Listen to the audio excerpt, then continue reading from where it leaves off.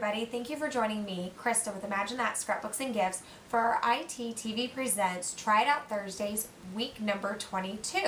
So for this week what we're going to be making is this sympathy card right here, and I normally don't make a lot of sympathy cards. Really is kind of not really a harder card for me to make, just for some reason not one that I think of just having extras made on hand, which is kind of weird because that's the one that you tend to need more frequently than others. But this one here is a really just pretty but subtle sympathy card that could be great for masculine or feminine. But the techniques that we're going to be working with today are inking. So we're going to be doing some direct to paper, some blending techniques, as well as, of course, inking with the stamping of the sentiment. So before we get started on this card, I need to pick a winner though from last week's ITTV. And if you want to know how you can become a winner, make sure you leave a comment at the end of this video, whether it's on YouTube or on Facebook, for your chance to be entered in for the random name selector. And the winner will be announced next week during next week's ITTV Presents. So the winner of last week's is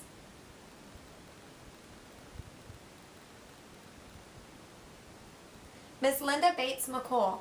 Alright, Miss Linda, if you'll email us at imaginethatscrapbooks@yahoo.com, we'll get you your prize. Alright, let's go have some fun making this card.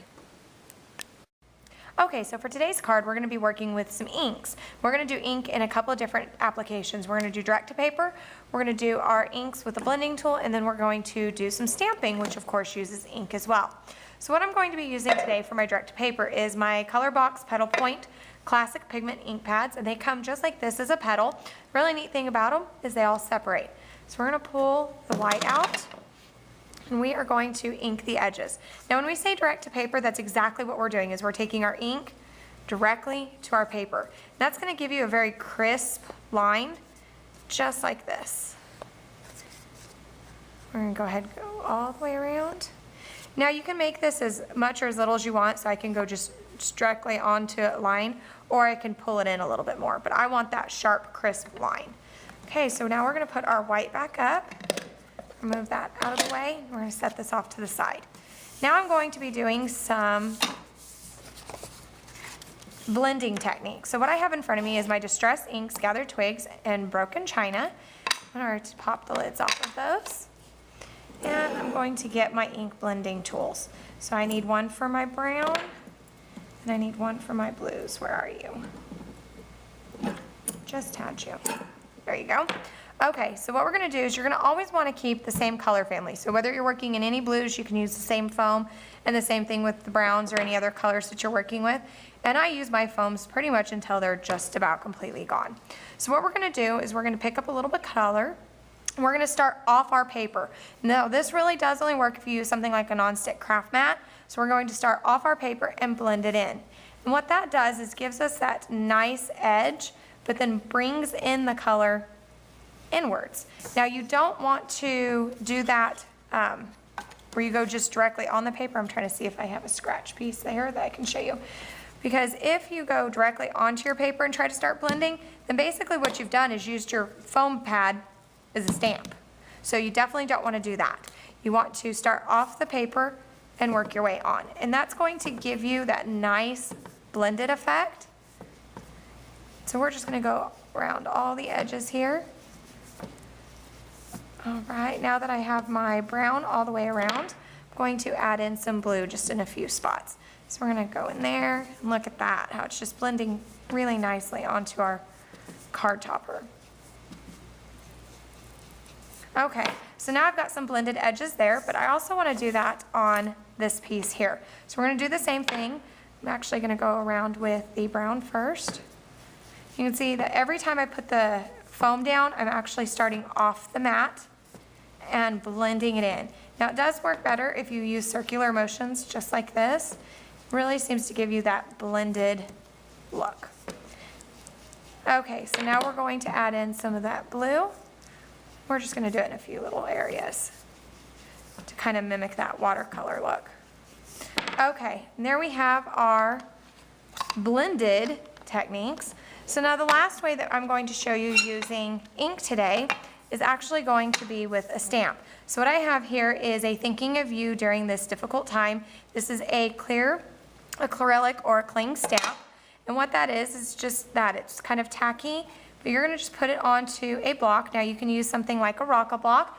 This is a great block to use if you're not really comfortable with stamping, or if you kind of stamp in a quick motion, kind of like I do, because your natural instinct when you want to stamp is to rock. So what this does is this allows you to follow that natural instinct of to rock when you stamp. It has little rockers here on the side, so as long as you don't get ink on those rockers, you can literally have ink everywhere on this, and it will give you a perfect impression each time. So if you're a messy inker and you accidentally get it over here, that's okay, as long as you do not get it on these rockers.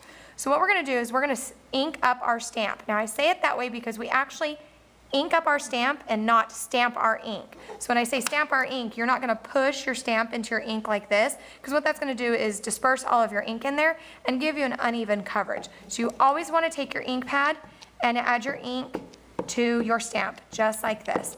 Okay, now using a clear or acrylic stamp, you can normally see if it has ink on it a little bit easier than if it is a red rubber. So we have that all inked up. We're gonna place it onto our piece of paper here, and we're going to rock it. Okay, so we have our stamped image. So now what we're gonna do is actually build our card. So let's move all of this off to the side. We're gonna take our base, and we're actually gonna build from our base and then add it to the card after, because we're gonna add some twine to this. For once, I actually kind of thought ahead of what I was gonna do. So we're gonna take some of these pieces and we're going to just start layering them. Okay, and your coupon code for this week is Get Inky. That's right, the coupon code is Get Inky. Since we're gonna have some fun with some inks this week. All right, we're gonna put our mat on there, just like that. All right, and I thought this would be a really pretty card to do as a sympathy card. I normally don't make very many sympathy cards, so this is kind of a little bit out of my norm here. All right, so now let's do some zots with some twine, just to add a little bit more of that aqua color that I just think is so pretty. So we're gonna cut a couple of those. And we're gonna be using, actually I should probably use my tonic, so I'll cut a little easier. Okay, so the colors that I'm using of this is the We Are Memory Keepers floss, and this is the Aqua collection. It's just a really pretty blue collection. So let's add these onto our card now. Remember, I always fake wrap mine. So we're gonna go across just like that. Add the Zot over here. Okay, and the next one, we're gonna put it in the same Zot. We're gonna let it cross a little. Perfect. Okay. Now we're gonna add this to our card base. So now we're just going to add some adhesive, and it looks like I ran out. So hold on just a second, let me grab another adhesive. Okay, we got some more adhesive in this one, so let's just keep on trucking along. Okay, so we're going to adhere this whole thing to our card base, just like that. Now I wanted to add this really pretty wood tag, but I don't want the tag part, so we're gonna just cut it off. Okay, there we go. But now we're gonna do some inking on the edges of this. So I'm gonna do, again, what we would call direct to paper. This isn't gonna get all the edges since I can't reach it in there with all of it, but that's okay, it just gives it a little bit. Okay, but then if you want, you can take your blending tool and kind of smear it out a little, and then what that's gonna do is give you those deeper, darker edges with some blended ones there. Okay, so we're gonna add that just like that, so I need a few more Zots, and then we will be good to go. Don't forget, at the end of the video, we will have additional samples of inking techniques, as well as the card dimensions and supplies. Also, don't forget to pick up your card kit to try it out this week, available in-store or online while supplies last. And there we go, a thinking of you during this difficult time. All right, well, I hope you guys enjoyed this inking technique, and we will see you next week.